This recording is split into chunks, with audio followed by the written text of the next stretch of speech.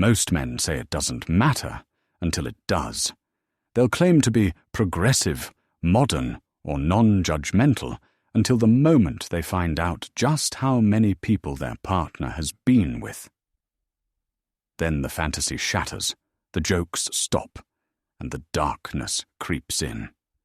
In an era where sexual liberation is celebrated and shame is supposedly dead, there's still one question that terrifies relationships more than any other. What's your body count? This is the story of a man who couldn't handle the answer, of a woman who dared to be honest, and of a statistic that started as internet clickbait and ended with real blood on the floor. What began as a casual conversation about the past led to tracking devices, deepfake revenge porn, and finally, a violent crime that was caught on hidden surveillance, but still left no one truly convicted. So if you think you've heard it all, you haven't.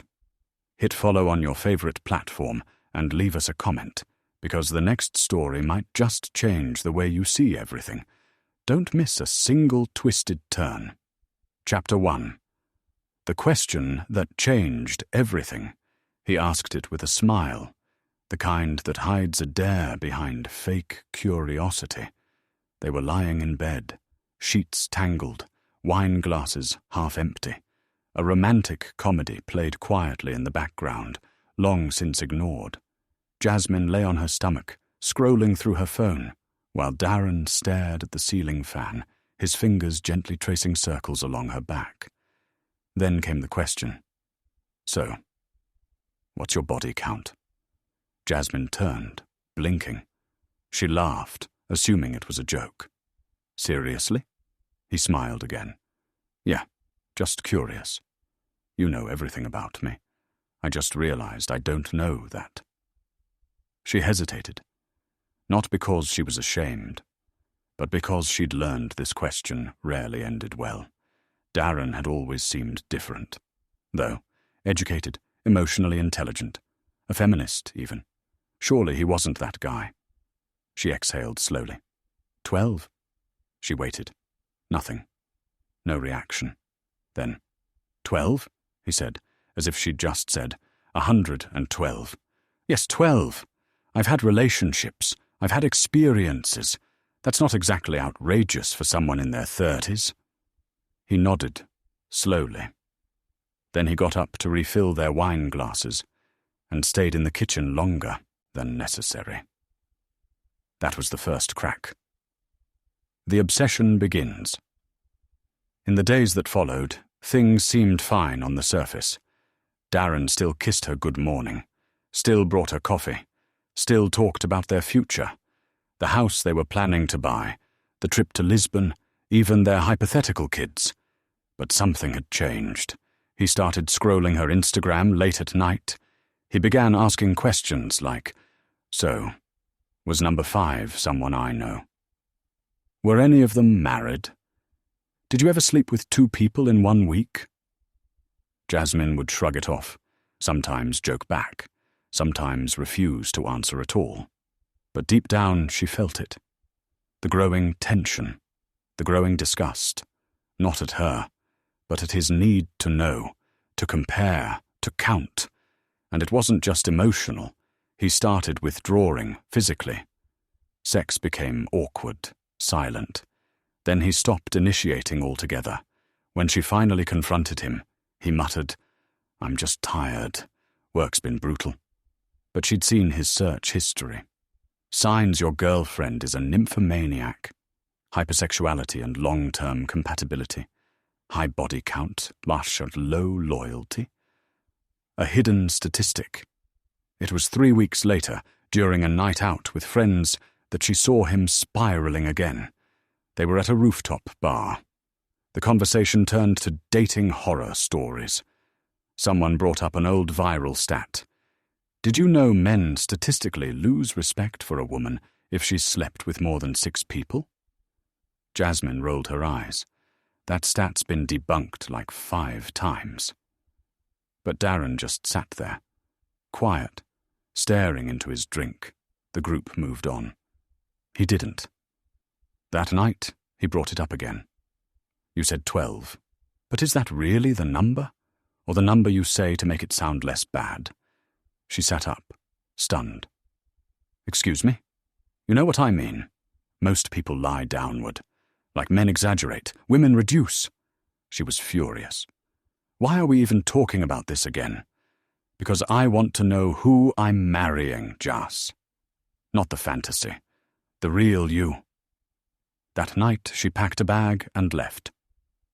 The surveillance phase. They broke up for exactly 6 days. On day 7, he showed up at her job with flowers, said he was sorry, that he realized he'd been insecure, controlling, and out of line. He blamed his behavior on childhood, trauma, something about his mum cheating on his dad, and begged for another chance.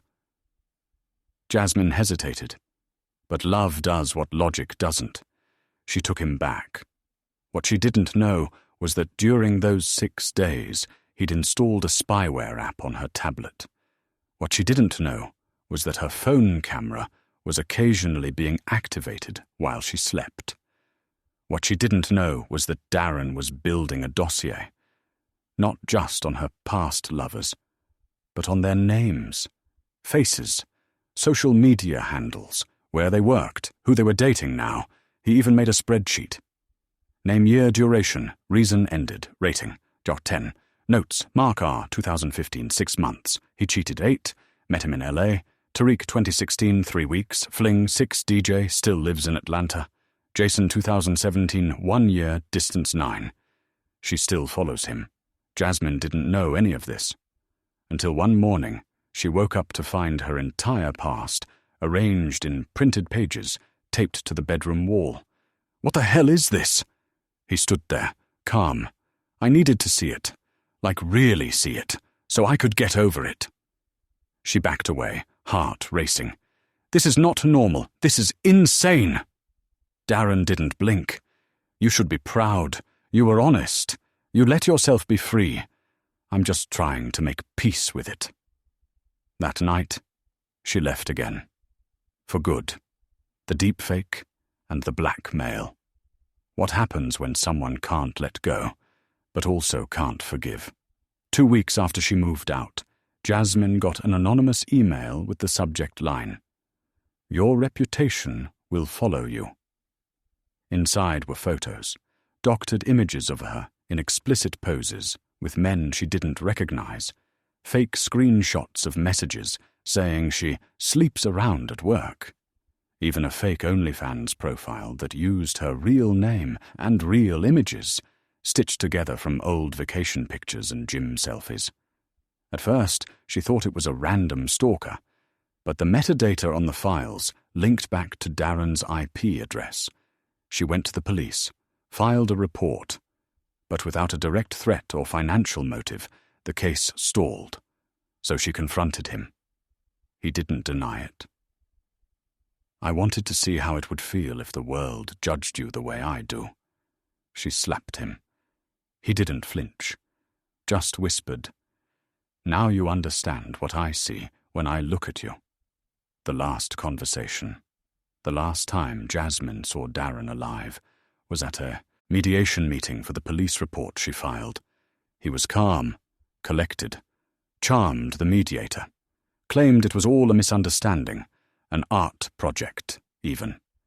Something AI-generated and never meant for public release. The report was closed. Jasmine was devastated. But what no one knew, not yet, was that Darren had one last file, an audio confession, a journal entry, a suicide plan, and a plot. Chapter 2. The murder, the cover-up, and the statistic that won't die. The apartment was silent when police arrived. No sign of forced entry, no struggle, no blood. Just a man in a chair with a bullet in his chest and a ring box on the floor. The television was still on. A jazz playlist quietly looped on a Bluetooth speaker. Darren Holt, age 34, had been found dead by his neighbor, who reported a strange smell coming from the hallway after not seeing him for 5 days. At first glance, It looked like suicide. A gun. A note. An air of melancholy. But the note wasn't a goodbye. It was a manifesto. This isn't about ending my life. It's about ending hers, without touching her. The hidden files investigators found 5 external hard drives inside Darren's home, each labeled in black marker, body count 1 to 4. Insurance inside were files that stunned even veteran cybercrime detectives. Hundreds of hours of secretly recorded footage from hidden cameras installed in Jasmine's home, her car, even her gym locker.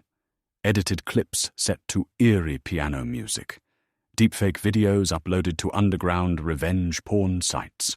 A voice-modulated narration overlaying stills of her laughing, dancing, kissing, turned into a grotesque sexual documentary about female impurity. He had even manipulated old voicemails into fake audio confessions. Things Jasmine never said, affairs she never had. And in a final twisted touch, he posted a Medium article under a fake name the night before he died. Title: 12 Men Before Marriage. And the Lie Society Celebrates. The post quickly gained traction on fringe forums, the kind where men exchange conspiracy theories about female biology and loyalty. Within 72 hours, it had been shared over 30,000 times. Within a week, it had its own subreddit.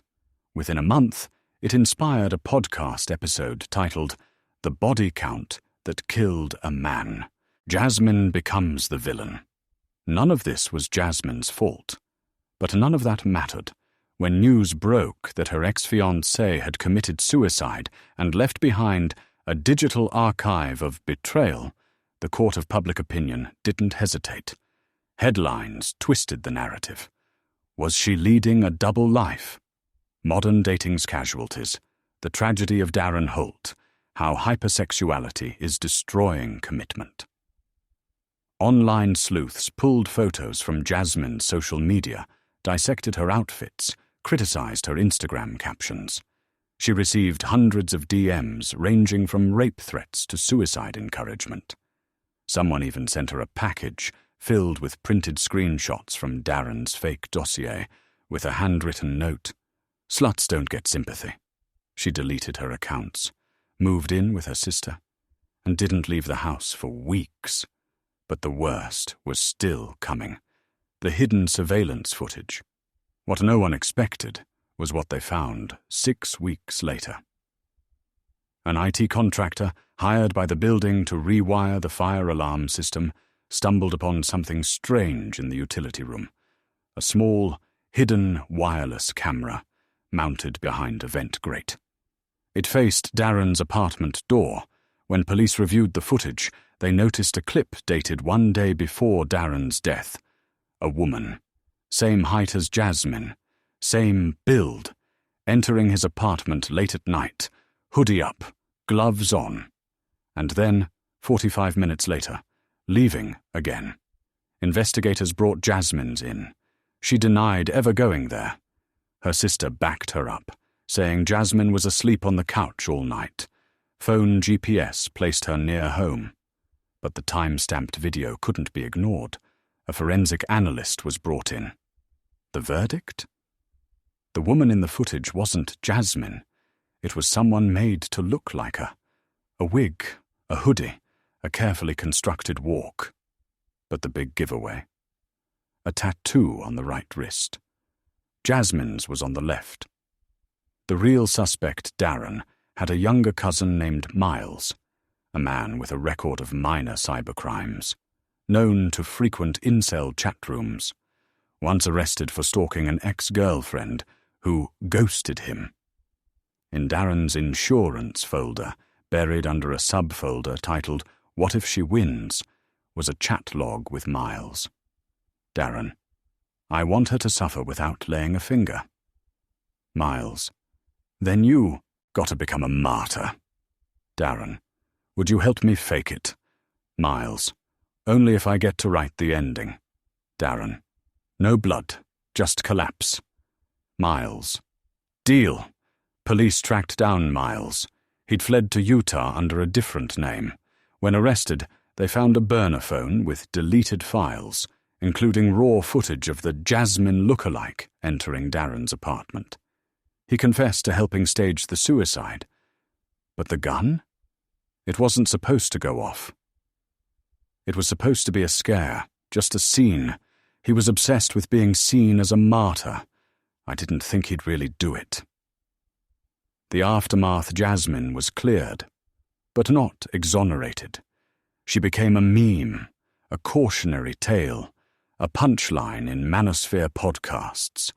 No one talked about the fact that Darren installed spyware, or created revenge porn, or emotionally tortured her. Instead, people debated her body count. Some said she lied. Some said she deserved what she got. Some said this was why women should save themselves for marriage. She lost her job. Her landlord broke the lease. Her sister received threats. When she tried to sue the podcast hosts who defamed her, her case was dismissed under free speech protection. The statistic that won't die. Even now, years later, you can still find Darren's name in body count debates online. He's become a symbol.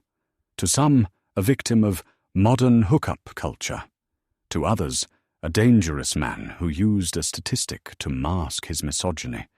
But Jasmine, she doesn't exist online anymore. She legally changed her name. She moved out of state. She works remotely. She doesn't date. And the worst part? The statistic wasn't real. The infamous claim that men lose respect for women after 6 partners came from a small, outdated, and methodologically flawed study from 2004, cited by pickup artists and toxic influencers, but disavowed by every credible psychologist since. But it didn't matter, because Darren believed it, and that belief killed him, and almost destroyed her. Bonus segment: Theories and Conspiracies. Did body count trigger a killer? Experts still argue whether Darren was always dangerous, or whether he was made dangerous by online radicalization and cultural narratives around purity, masculinity, and control. Some believe his cousin Miles pushed him toward violence. Others say the internet egged him on. Others blame a society that still reduces women to numbers and then pretends to be shocked when men can't cope.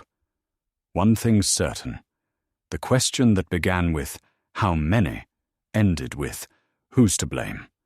And no one's been able to answer either, honestly.